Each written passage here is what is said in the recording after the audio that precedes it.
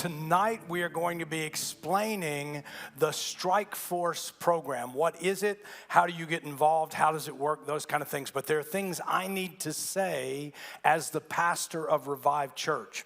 And the first one is this: Strike Force is not a ministry, program, organization, or product of Revive Church. Strike Force is a program wholly owned and presented by Self-Evident Ministries. And due to people asking me about how can we get more directly involved in government, I've approved of this system to be presented here and then be used by Revive Church.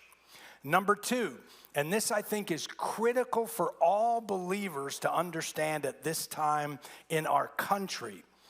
Our government is based on three foundational documents: the Declaration of Independence, the Constitution of the United States, and the Bill of Rights in the form of amendments to the Constitution. And so that you're all clear, these documents are the basis for all governmental decisions we have the authority to make. All laws in the United States are based on these documents, and this is the important part that you need to catch tonight. And in these documents, there is none. Everybody say none. No provision made in those documents for a separation between the church and state. And let me say that more clearly.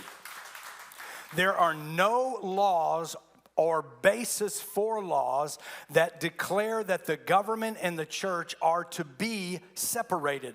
Therefore, the church can get involved in governments, schools, and public arenas. As a matter of fact, the First Amendment in our Bill of Rights says this: Congress shall make no law respecting an establishment of religion or prohibiting the free practice thereof.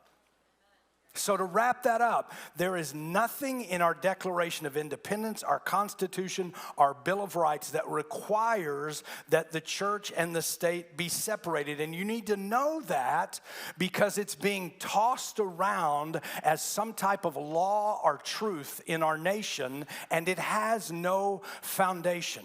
And I think I've explained before that term separation of church and state actually came out of a letter that Thomas Jefferson wrote to the Danbury Baptist group, but it was never incorporated in our government, in our laws, in our Constitution. It was simply a statement he made to a church group to say there would not be a government-controlled church.